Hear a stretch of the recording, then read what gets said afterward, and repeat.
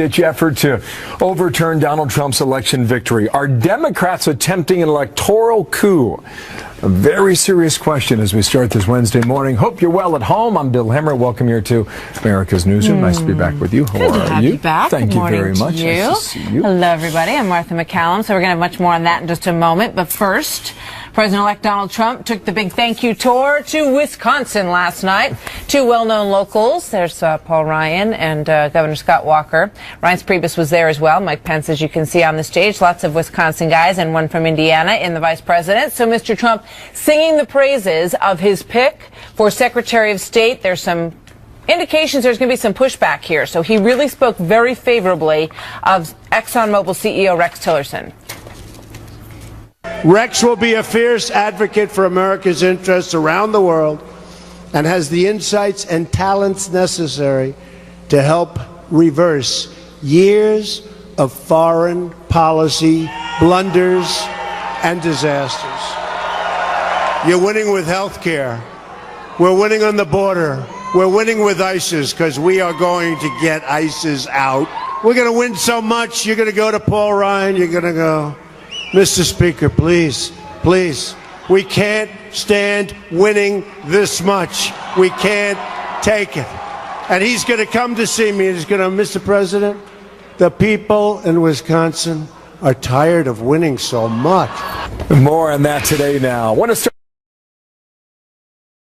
now with Team Fox coverage. David Lee Miller at the Trump Tower here in New York, but want to begin with Fox News digital policy editor Chris Starwalt in D.C. Reverend, good day to you. Okay, now, right this girl. So what's the process with the electoral vote that will be in question now by some?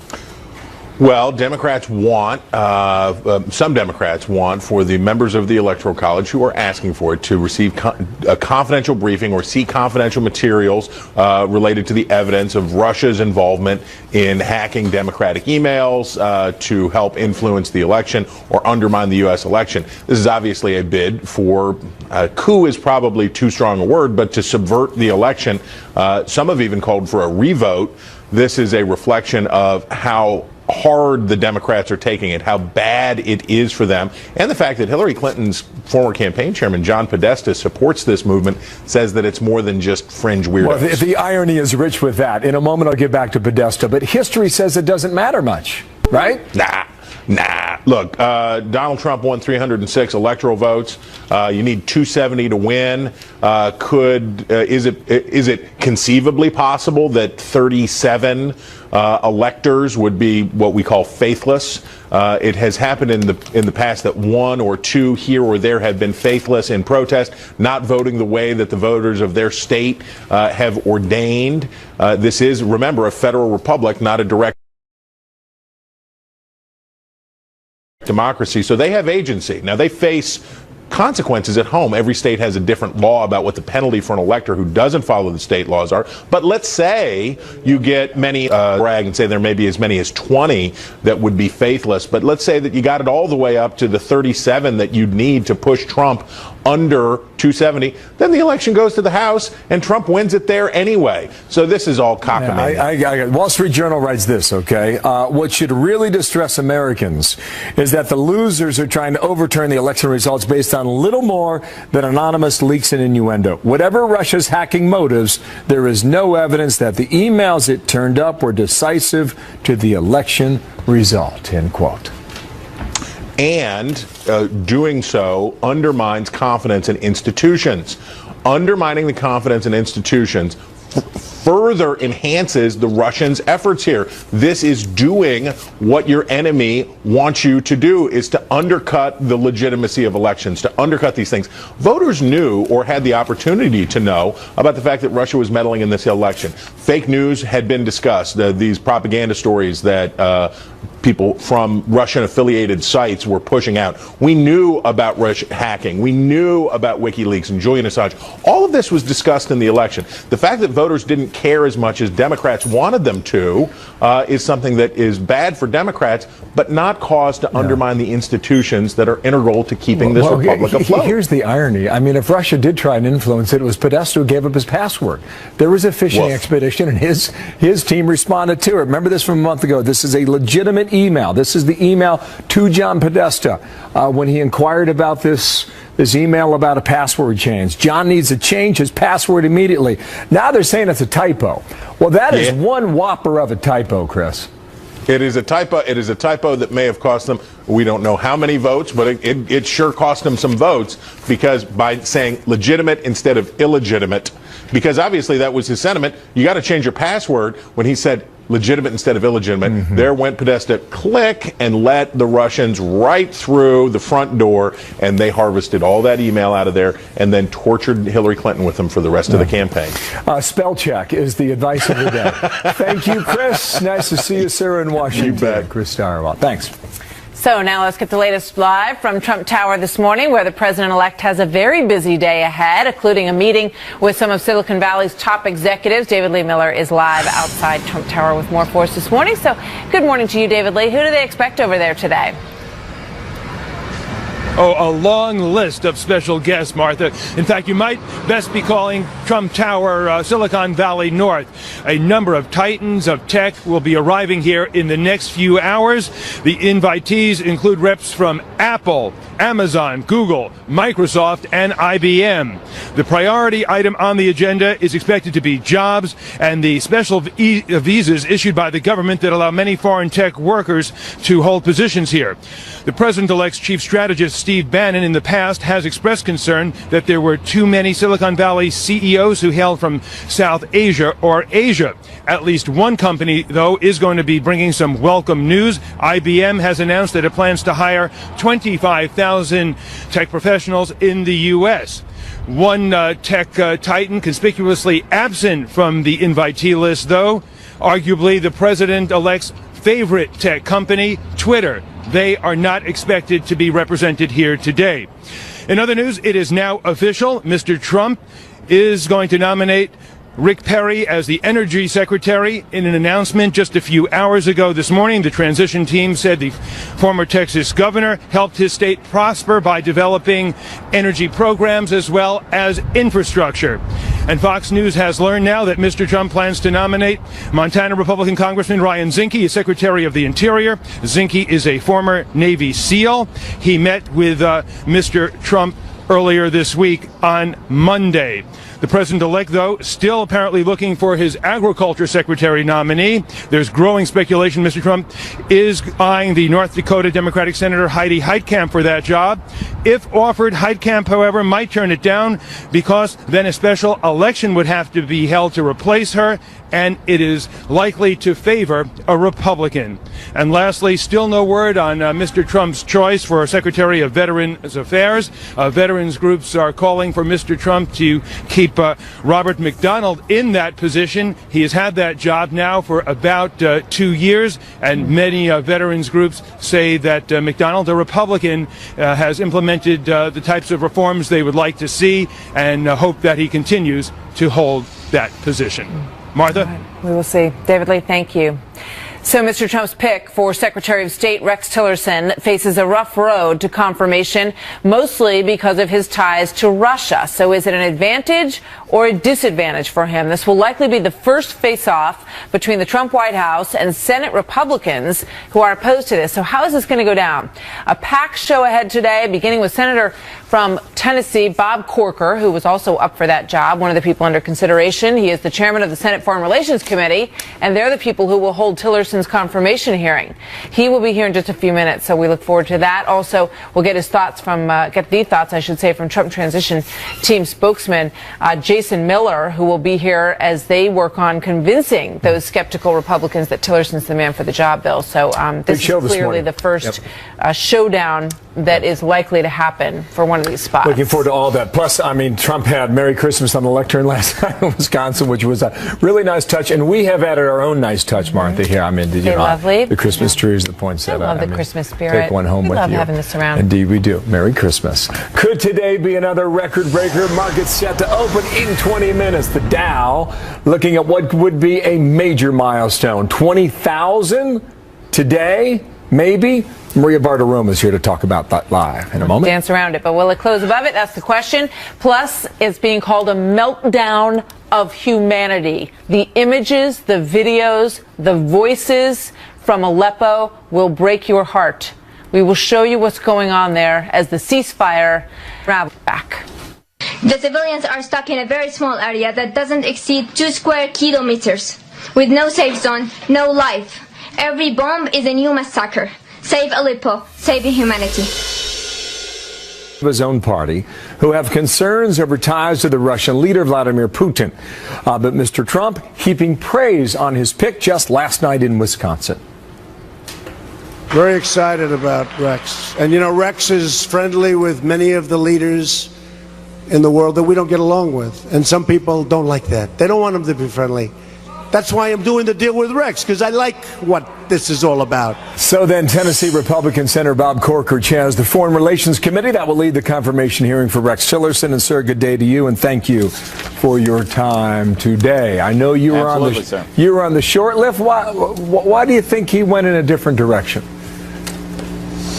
Look, as I said when President-elect Trump called me on Monday night, Rex Tillerson is, someone who's known around the globe. He's run a huge operation. He knows these people personally, and for what President Trump wishes to do, I think Rex Tillerson was his best choice. I really do. So now he's moving to the confirmation hearings, and obviously, Bill, what people are going to want to know is Rex is going to be under the hood, advising the president. It's going to be the president's foreign policy that is carried out.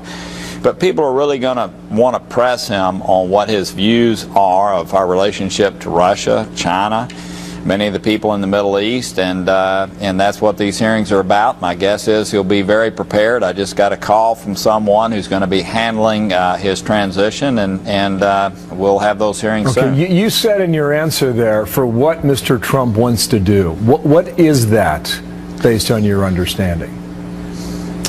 Well, he's look, let's face it, he will tell you himself, he's a prolific deal maker, and I think people are going to want to understand towards what end. We've had, Bill, 60 or 70 years of policy towards Europe since World War II, where they've been whole, democratic, and free. Putin, obviously, is trying to upset that. I mean, what he's doing in the Baltics, Eastern Ukraine, Crimea, how he's helped destabilize with many of the just efforts that have taken place in Europe and just the refugee crisis itself, which he's helped produce through what's happened in Syria. So people are going to want to understand that. And even though Rex Tillerson, as a businessman, had to do business with these people, and to me that's very understandable. Of course he did. And the fact that he knows these people, to me, is certainly a plus. But I'm going to want to know, everyone else on the committee is going to want to understand, so what will he be advising the president as it relates to those relationships and the norms that we've had in place to keep us as an alliance in a very strong position? Okay, you've said a lot in your answer there, and being friendly does not necessarily dictate a friendship. As twisted as that statement may sound, but you've had your own colleagues. That's right. John McCain, Lindsey Graham, Marco Rubio especially, they've already expressed mixed feelings. Will Rex Tillerson be confirmed? So I'm going to bet at the end of the day, again, I've had conversations with him through the years, Bill. I mean, this guy's a guy that exudes confidence, calm, strength, leadership. I assume, unless he's going to totally attempt to reorder the world as it relates to our relationships, that he will be. But again, it's not going to be your normal pro forma deal. The last two secretaries of state were widely known relative to their views. Rex Tillerson, again, highly respected, comes to this, though, as a clean slate where no one really understands what those views are. People are going to want to know. I mean, look, Putin has not been a friend to the United States. Putin has not been a friend to freedom and democracy and Western values and competition. I mean, that's just not who he is, and people are going to want to know. And it's accelerated or amplified by the fact that President-elect Trump has said some things relative to Russia that, let's face it, is very different than where we've been. And that alone has sort of amplified people's concerns about Secretary of State Tillerson. But my guess is, at the end of the day, he is confirmed. Given that, are there concerns that you have then? Look, that could be a deep hole, sir, and I think you understand that. Yeah. So, Bill, I began this with knowledge that I have tremendous respect for this person. So I began there. He's competent. He's done big things. He's been at the same place for 43 years. He's a great American. Okay, he is. So I began there. But I do want to probe these things, and I got to believe if Gates and Condoleezza Rice and Dick Cheney and Stephen Hadley and Jim Baker, all people that I respect, I got to believe if they're behind him, they know that his view of the world is similar to theirs, and so there's some alignments here. But again, I go into this as chairman, it's going to be a neutral application of the process, and I've got some questions that I'd like to have answered. Everyone else does too. My guess is he will perform well. Okay, last question. You will hold hearings on Russia and so-called ties to our past election. Do you believe Moscow tipped the election in Donald Trump's favor? I have no way of knowing, and that's why we're going to have these briefings and hearings and maybe even go a lot deeper. There's no question that it appears they have hacked. Bill, sophisticated countries do things to gather intelligence. I mean, it used to be always done by human beings, human intelligence. We call that HUMIT. But there are now other ways of gathering intelligence, and countries do this around the world. And so should we have our hair on fire that hacking took place? No. I mean, that's what happens. But then the question is, I mean, we should protect against it, don't get me wrong. As I said on another program, Bill, every time I make a phone call, I assume that somebody from another country is trying to listen in on that. But what was it they were attempting to do? Anytime that someone like Putin, an autocrat, can really cause Americans to have this discussion, or other countries, as to the integrity of the electoral process, he's winning. He's winning. If he can discredit the integrity of what we do here in the voting process and electing folks, he is winning. And so we do need to get to the bottom of it and understand what it was he was attempting to do. The DNI has one view, the CIA has a different view, the FBI has a different view, and so we as policymakers need to understand what exactly has occurred here. Senator, thank you for your time. Bob Corker out of Tennessee. Thank you, Bill. In Tennessee. Thank you. 21 past, Martha. A lot there. All right. So President-elect Trump pledged to stop companies from sending jobs overseas. Now a major tech company with a big announcement today that is bringing workers back home. We'll tell you who that is. Plus, he was welcomed into our home as the all-American dad. Family and friends now remembering Alan Thicke after his shocking death at just 69 years old yesterday. We'll be right back. So IBM pledging to hire 25,000 U.S. workers over the next 4 years. The CEO making that announcement ahead of today's tech summit at Trump Tower, where she will be as part of the group there. The company's been trading higher on the stock market, helping propel the Dow, because it's one of the Dow 30, up towards 20,000. Let's bring in Maria Bartiromo, Fox Business Network's global markets editor, the anchor of Mornings with Maria on FBN and Sunday Morning Futures here on the Fox News channel. Busy lady. Good to see you, Maria. Good to see you, morning Martha. to you. Thank you. What an extraordinary run. 20,000, is that within, I mean, certainly it's within reach. Is it sustainable, I guess, is the question. You know, we'll see what happens on inauguration. I mean, a lot of market watchers have been saying, look, you want to buy this market until at least Donald Trump gets in there. But right now it's all on this expectation that earnings are going to get a real boost as a result of these policies that he's putting in place, rolling back regulations and lowering taxes. I remember when you and I both were on the floor of the New York Stock Exchange and we were celebrating 10,000 10,000. And here we are talking about Dow 20,000. Does 20,000 mean anything? Not really. It's just a round number. But at the same time, it creates an excitement and it creates an acknowledgement that this is a fundamental rally. This is not about noise. This is not about short selling or, sort of volume. This is about the fact that things are getting better and they are expected to get better.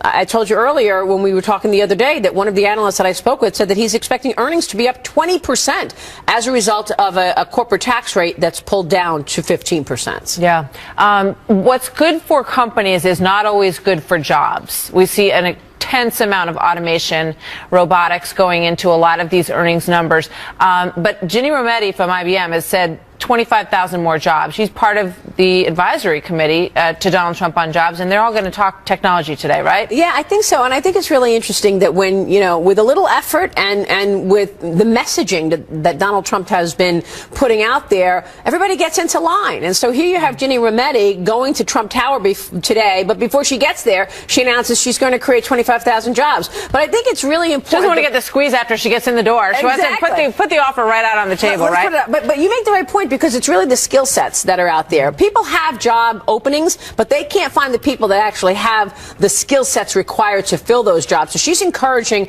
Donald Trump to do more training when it comes to technology. That probably will come up today. So initially the tech stocks sold off after Trump was elected. There was a bit of feeling that he wasn't as favorable to that group, maybe more so to hardcore manufacturing and the Rust Belt and all of that. So how do you think it's going to go with these folks today? Well, particularly since they were not favorable to him, right? Yeah. The entire election, they were clearly in Hillary Clinton's camp, and he knows that. A guy like big checks. Jeff Bezos, who owns the Washington Post, the Washington Post said they were going to put 20 reporters on Donald Trump because they owed it to readers, and they didn't put anybody extra on, any reporters on Hillary Clinton. So I think, yes, the tech stocks traded down on this expectation, but also because they were not expected to get the favorable policies that they've been getting under President Obama. I want to be a fly on the wall in that meeting today. They definitely want H-1B visas. They want to have cheap labor. Come on. They want to hire people from overseas, give them those jobs, and pay them less than they would. Yeah. That's not going to fly with Donald Trump. If you can get some of these tech companies manufacturing in this country that now do it overseas, like Apple, for example, that would be huge. And one of the things that we see is everybody who goes in there seems to come out saying, oh, what a great guy. He's got great plans. So he's a very charming ability to win people over. We'll see how long it lasts. That's always the question. But Maria, thank you very much. Right, Good stuff. Good to see you. So then from a local campus to you at home, a professor at a major school now banning the words illegal immigrant. So what, you ask, is behind all of that? And the choice for Secretary of State getting a mix of praise and caution from Congress. You just heard from Senator Bob Corker a moment ago. Is there a showdown in the offing? And what does Trump team think about all this? Jason Miller is on deck live next after this. Thank you so much, Maria. I believe we're in the process of putting together one of the great cabinets, certainly a cabinet with the highest IQ that anybody has ever. I mean, these are seriously great people. So Nancy Pelosi says Mr. Trump's pick for Secretary of State, Rex Tillerson, is too cozy with Vladimir Putin, and that should automatically be a disqualifier for the job. This is just a preview of what we're going to get in this confirmation process that lies ahead. The Senate Foreign Relations Committee will hold the confirmation hearing, as you know. The chairman, Bob Corker, was just with us moments ago. Here's what he said about Tillerson's hearing. Putin has not been a friend to the United States. Putin has not been a friend to freedom and democracy and Western values and competition. I mean, that's just not who he is, and people are going to want to know. And it's accelerated or amplified by the fact that President-elect Trump has said some things relative to Russia that, let's face it, is very different than where we've been. And that alone has sort of amplified people's concerns. So what does the Trump team have to say about this? Jason Miller is the communications director for the Trump transition team. Jason, good to see you this morning. Martha, good morning. So the bottom line question for Rex Tillerson is, does he believe that Russia is our friend or our enemy? Well, I think what he believes is that we don't have to come in on day one and start saying countries are our enemy, especially if there are ways that we can work together, whether it's defeating radical Islamic terrorism or other things. But I think what folks are going to find about Rex Tillerson, and I've had the opportunity to speak with him at length and get to know him a little bit, This guy is a world-class negotiator. He has gone in and negotiated some of the toughest deals. He has relationships, whether it be with finance ministers or business leaders all around the world. He's worked in almost every theater of this entire planet. And when the president-elect met with them, it was blown away in their initial meeting. The president-elect thought that Mr. Tillerson was one of the most impressive people that he had met through this entire process. That he realized we need someone who can advocate for us on the world stage, and Rex Tillerson is that person. Got it. When you think about the other people that he talked to, though, Bob Corker included, and also Mitt Romney. Mitt Romney said that Russia is the biggest threat to world peace and to our country. And Bob Corker has said similar things. He said in that soundbite that he questions where Mr. Trump comes down on Russia. So the basic fundamental question is, does the Trump administration believe that Vladimir Putin is a man of violence who has been behind the slaughtering of hundreds of thousands of people in Syria, that he has a relationship with Iran that's questionable? Is that in line with what the Trump administration will believe? Well, I think you're, respectfully speaking, I think you're looking at it through the wrong lens. I think what we should be looking at is where are there ways where we can actually work with other countries to achieve common goals. Now, does this mean that Russia is a great ally? Not saying that. Does it mean that they're an enemy from day one? We don't need to walk in on day one and immediately start crossing off countries and say they're enemies, especially when we talk about the Middle East. But you have to acknowledge the acts that have taken place as a starting point. The thing I'm bringing are McCain. It's what you guys are going to hear at the Senate confirmation hearing from Graham, from Rubio, from McCain in the larger process when it gets to the full Senate vote, when it gets through committee. So these are the questions that he's going to have to answer. They are, and what we'll see is that Rex Tillerson is actually someone who has stood up to Vladimir Putin and said no. He's someone who stood up to Hugo Chavez. How did he do that? Well, in the process of negotiations that they've gone through specific deals, is he was representing ExxonMobil, and now obviously Mr. Tillerson will be representing American citizens. But here's someone who can come away with the bottom line of how do we get good results for our country. And Rex Tillerson is someone who's done that. In fact, if you ask people around the world, what's the reputation of Rex Tillerson? What do people know him for? Is that he's a tough negotiator. I think this is one of the things that the president-elect was really attracted to about Rex Tillerson, is that he can go and do that in a league that I think that's understood. I mean, he's obviously someone who has a lot of respect out there. And when you have Condoleezza Rice and Bob Gates and people of that ilk believing in him, and those are people who know a lot about Russia. But I think the question, in this hearing process is going to be, everyone understands that as a CEO, you have completely different responsibilities, and people want to see those deals get done. But as a representative of the United States, you want to have a good feel for whether or not he believes that at his root, Putin is somebody who we should or can possibly deal with, somebody who has been very close to Assad, someone who has been very close to Iran. So is that somebody we can negotiate or deal with? Well, again, the thing that I would say is that the number one thing we need our Secretary of State doing is advocating for the President-elect's America First foreign policy. And Mr. Trump won with an overwhelming number of electoral delegates, biggest number for Republicans since 1988. And people are buying into this America First foreign policy. And are we going to send out representatives out on this world stage? But the question will be, does America First include an alliance with Russia, something that maybe Romney and Corker, when they sat down in those same meetings, were not really willing to I think we need to go along with? I think we need to look at different ways where we can work with them. And when we talk about defeating ISIS, if there are countries that are acting in good faith that want to stand with us to defeat ISIS, we should be looking for ways to go and do that. I think that's absolutely silly to go and cross that off the table. Now, are we going to agree on everything? Absolutely not. And we're going to stand up and we're going to be firm. And I think we've seen that from the president-elect, and we've seen it from some of his picks, people like Rex Tillerson. But to go and just cross people off and say that we can't work with them to defeat someone like ISIS, and we talk about the overall geopolitical stability of a region like the Middle East, we're not in this by ourselves. There are a lot of other players, and if we can't sit down and have a conversation, then we're not going to go anywhere. People point to Reagan and Gorbachev and what they were able to accomplish, and then some might say Gorbachev and Putin, very, very different people. So we will see, and I think he obviously needs to have his moment in front of that in front of everyone, because America doesn't know Rex Tillerson, and you guys have talked to him, and so he's going to get his chance to, be presented on the world stage, and people will hear from him himself, and that is the very important part of this process. He's a very impressive person, someone who's run one of the world's largest companies, over 70,000 employees. He's literally worked in every region of the world. So we talk about Southeast Asia and South America, understands the Middle East and security issues. Just a very impressive person. I think people are going to be really impressed when they start to really get to know Rex Tillerson. I think everybody looks forward to that opportunity. Thank you very much, Jason. Thanks, Martha. Good to have you with us today.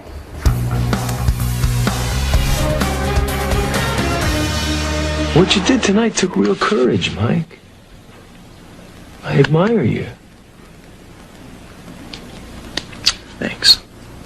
You sleep on it. Good night, Dan. Good night, Mike.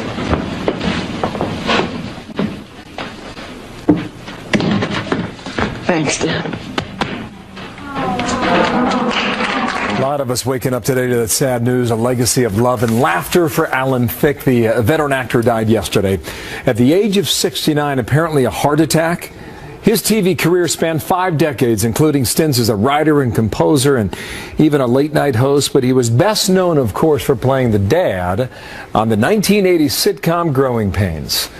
Thicke's co-star, Kirk Cameron, writing on Instagram the following, quote, "I spent Monday through Friday for 7 important years with Alan Thicke as my TV dad. I'm shocked and truly heartbroken today at the news of his death. Alan was a generous, kind, and loving man." Meanwhile, actress Joanna Kearns, who played his wife, tweeting, "I loved Alan. He was one of the smartest and funniest men I have ever known. We shared a life-changing success and friendship." Thicke is survived by his 3 sons and wife Tanya, his son Carter tweeting this, "The world's saying goodbye to actor Alan Thicke, gone too soon at the age of 89 years old." 69 years old. 69. Very, very talented, who touched a lot of lives here and about everywhere. Best to him and his young. What family. a shock. He was playing basketball with his 19-year-old son and had a heart attack, and he is so beloved. And our hearts go out to him and to his family as well. All right, so in the meantime, we will talk about the fact that Democrats are sounding the alarm over the alleged Russian interference in the presidential election. Harry Reid saying that it's just as bad as 9/11. Really?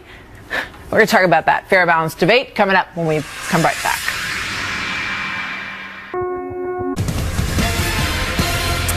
The top Democrat in the Senate now putting Russia's alleged interference in the election in a category of its own.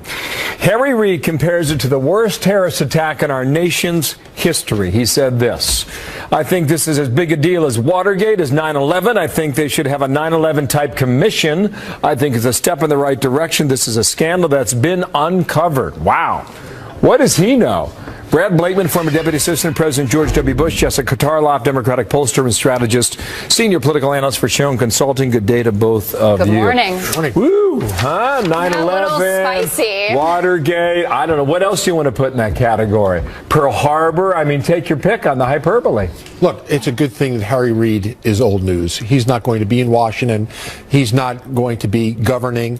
And I think this is another attempt by Democrats to delegitimize the fair and free election of Donald Trump. The Russians were not the cause of Donald Trump being elected. It was the incompetence of Hillary Clinton. Jesse, you want to take that on?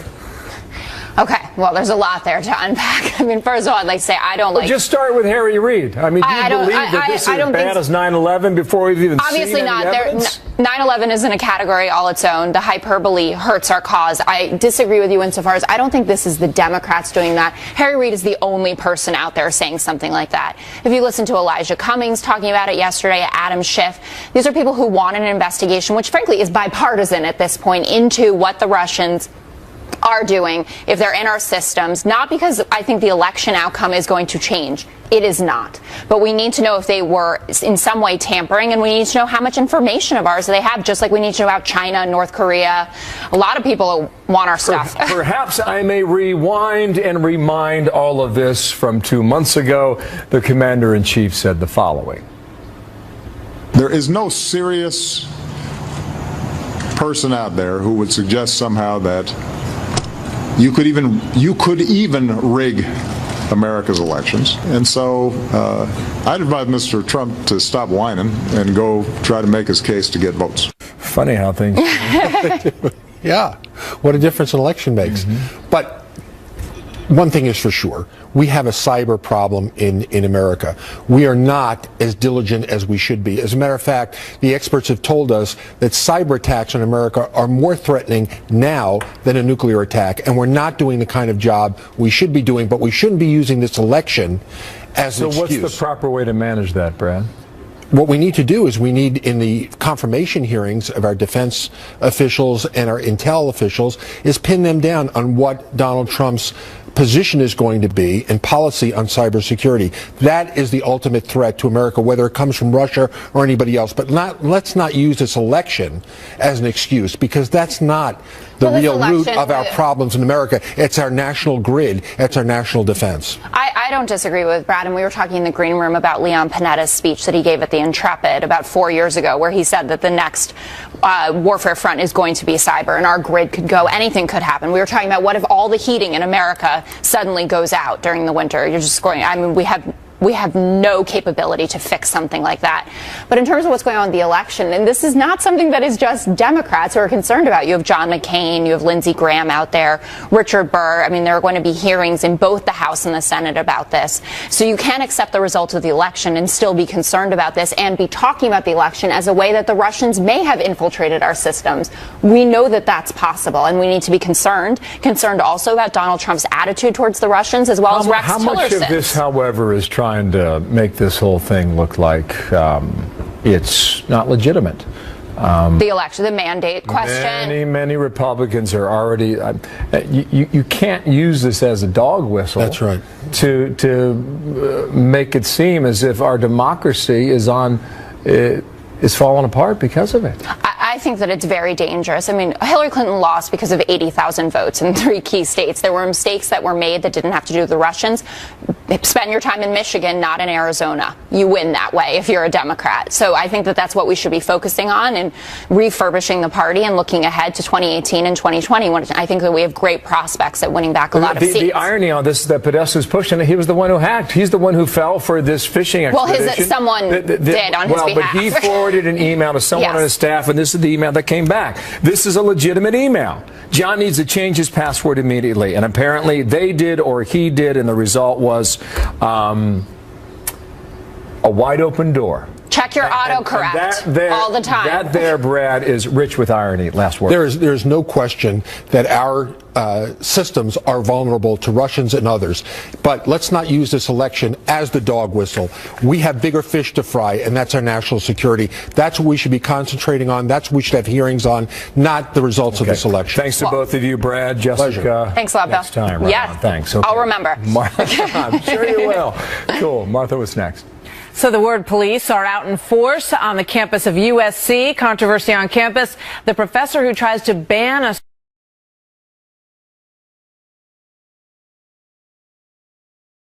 certain phrase from being used by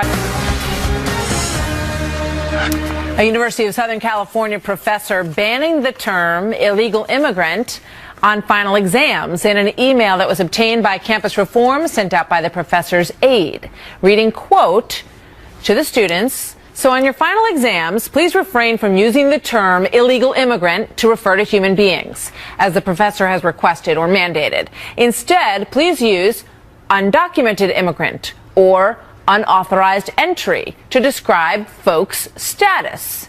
We are joined by Sterling Beard, editor-in-chief of Campus Reform. He keeps pretty good track of these kinds of stories, and we like having him on. Sterling, good morning to you. Good to see you this morning. So how does she and the professor get away with this? Doesn't every student have the right to put whatever words they want in their essay on their final exam?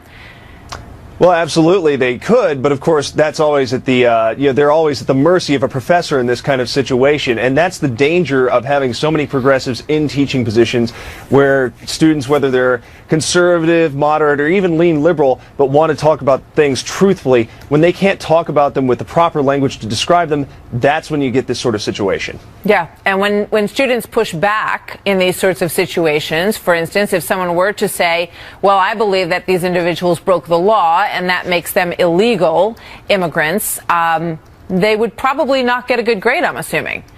Or at least get points off for using a phrase that wasn't supposed to be used. Presumably not, and that's so much of a problem in this day and age with political correctness, with professors using their power over students, demanding that they not use terms like illegal immigrant. Look, this is the sort of thing we see every day at the Leadership Institute's campus reform, and it's scary because this is how you get into a situation with Fahrenheit 451. You can't talk about things properly. Look, we don't do this for any other category of crime. We don't call drug dealers undocumented pharmacists, okay? We ought to be able to call people living in this country illegally illegal immigrants. You know, what do you think in terms of, I know there is pushback for students on campuses who voted for Donald Trump, who have been berated by their fellow students and who've been ostracized by their fellow students. Is there any indication from what you study and look at all the time in this country that this election is going to change any of the sort of things that we're seeing in this email? I think to a certain point, but it will be from the students' point of view. Remember, these are the tenured radicals that you've had in universities for years, if not multiple decades. So I don't think you're going to see a tremendous shift on the part of the professors. The pushback is going to come from students who will no longer be afraid to speak their mind, because we've now kind of entered the, I think in a lot of regards, post-political correctness era. Look, students are becoming less and less afraid to say, no, this is wrong, this is illegal immigration, it's not whatever, you know, sort of euphemistic term you want me to use. This is what it is, this is what we're going to call it. So we'll see what happens the next 4 to 8 years on this. Yeah, we sure will. And I know you've given these students a voice and a bit of a platform to say that they want to stick up for their freedom of speech. So thank you very much, Sterling. Good to see you. We'll see you next time. Absolutely. Thank you. So President-elect Trump now apparently considering key Democrats for some of the remaining positions, not yet determined. So then, what is his decision now based on? We'll examine it in a moment. Also, could one or both of these Democrats be tagged next? More coming up on that. Top of the hour, right here on America's Newsroom. So a Fox News alert to kick things off here is Donald Trump playing the game within the game. Trump trying to woo Democrats into his administration about more than just people on for the cabinet. Welcome, everybody. Brand new hour now. Come on over and see us. All right, yeah, right. I'm just in America's Newsroom. Touching a few things off.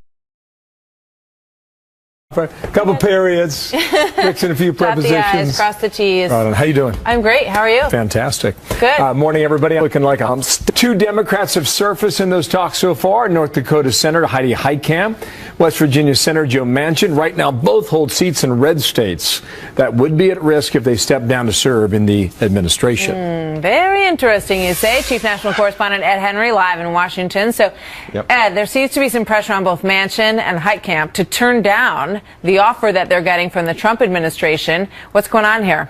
Yeah, that's the real story, Martha, which is that Senate Democrats are scrambling in the building behind me, behind the scenes, to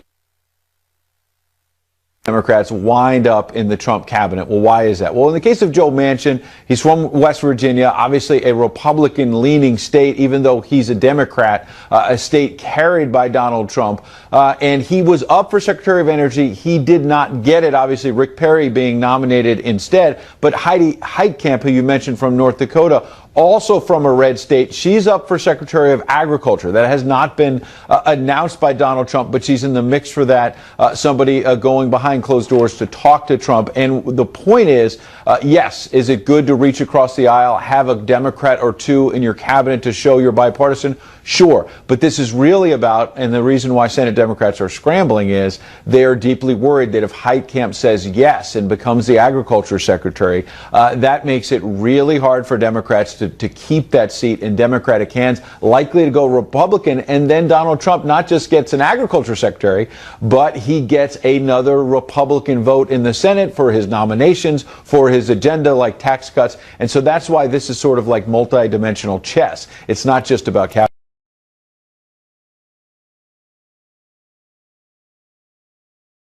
picks. I mean, it's fascinating. And, you know, you have to wonder what the Democrats are able to offer these two senators that is more enticing than a spot in the president's cabinet.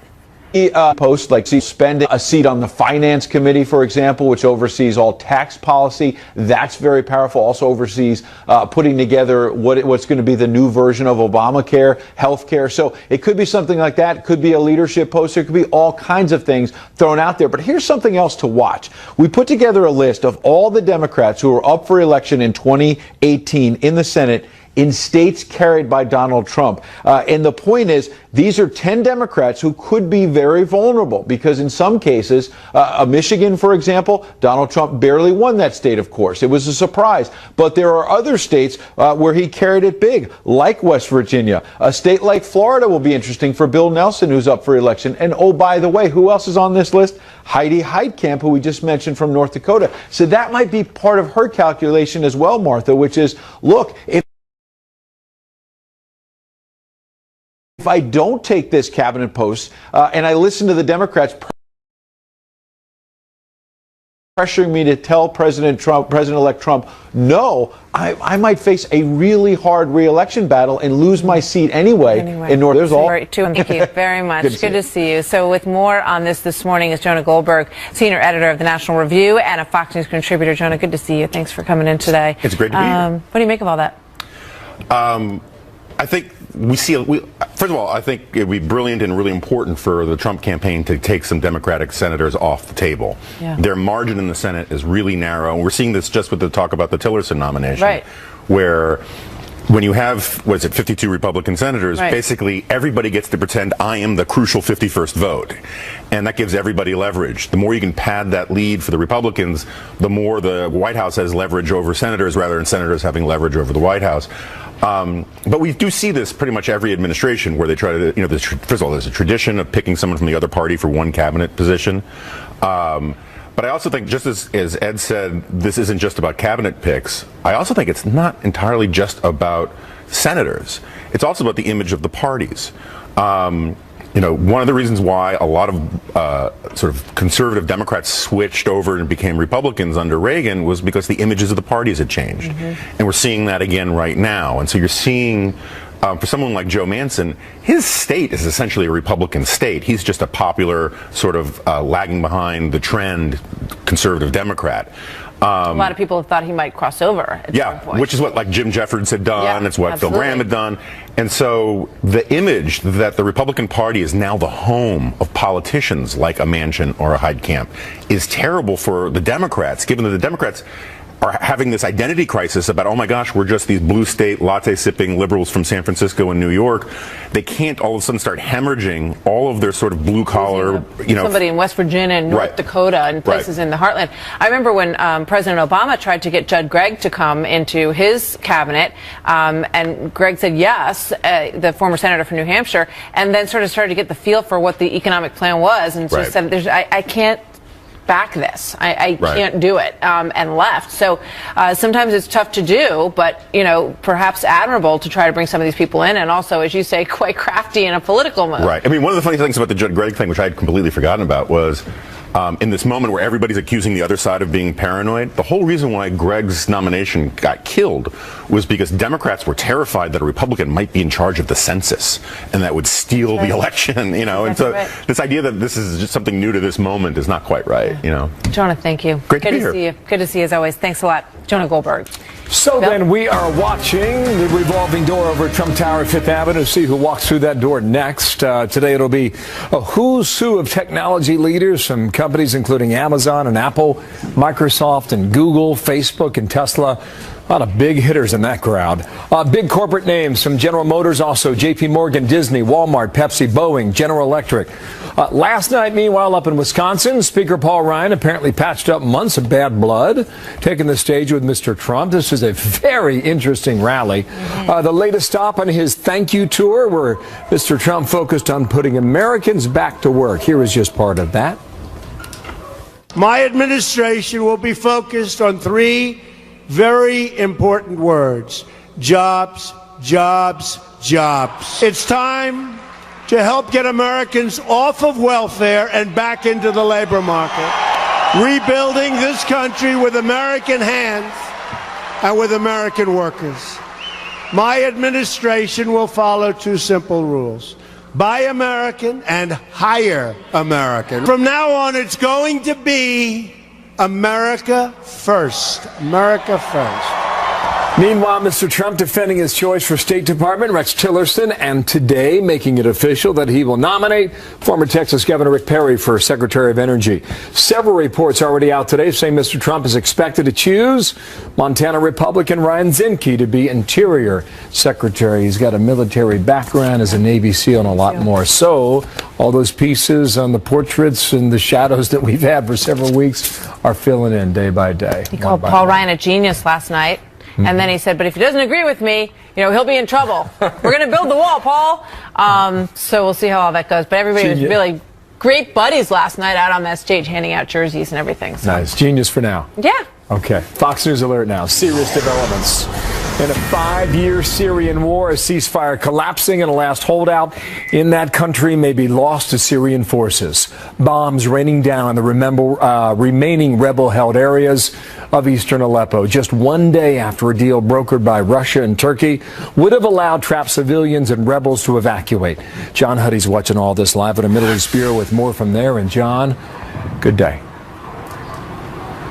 Yeah, well, Bill, now Syrian President Bashar al-Assad says the ceasefire was meant to help, quote unquote, save the terrorists, keep them alive, and block his forces from getting into the rest of eastern Aleppo and basically taking control of all of Aleppo. But as you mentioned, the ceasefire, the aim of that was to get thousands of residents out and pave the way and open the way for Assad's forces and pro-government forces to get in there. So now there's the finger pointing back and forth about who's to blame for the failed ceasefire. It was brokered by Turkey and Russia. It was announced last night, but fell apart this morning when the violence resumed. And now an estimated 50,000 civilians remain trapped inside a small pocket of eastern Aleppo, rebel-controlled areas. And the buses, Bill, that were supposed to shuttle out about 15,000 people and 4,000 rebel fighters and their families were stopped, were turned around. So you have these people that are basically stuck on the eastern edges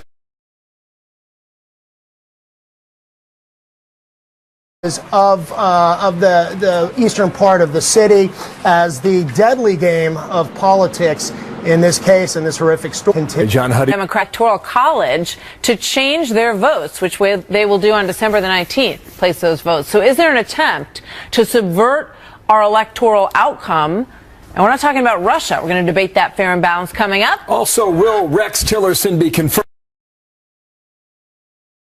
as the next Secretary of State? He's got a couple of Republicans now still remaining to be convinced. Senator Rand Paul might be one of them. He's live in a moment here. But first, Mr. Trump from last night again in Wisconsin. Rex is friendly with many of the leaders in the world that we don't get along with. And some people don't like that. They don't want him to be friendly. That's why I'm doing the deal with Rex. Key here. In July, on July 5th, in fact, Jim Comey went out and gave this rousing indictment of Hillary Clinton and how reckless and careless she was, and then said yet he would not prosecute. 2 days later, under oath to Congress, Howie, he said that he basically undercut his own conclusion and then undercut Hillary Clinton's own words. When he was asked under oath by Chairman Trey Gowdy, he said there was not one device, there were 13, there were multiple devices.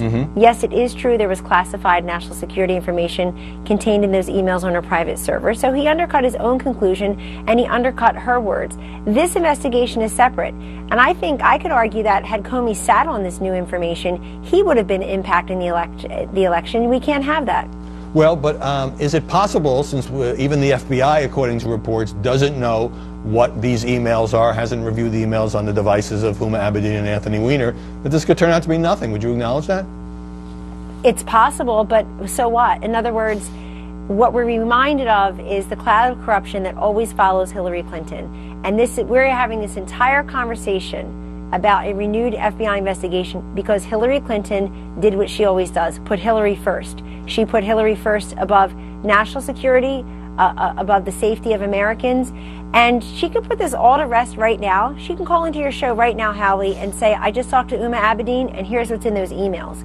But they won't do that. They won't make any comment about Huma and what could possibly be in those emails. So she probably knows a lot more than we know right now. The Clinton campaign has not commented on the substance. That is true. They've concentrated the firepower on Comey. Instead, they're attacking Jim Comey. Instead, they're attacking his reputation, his veracity.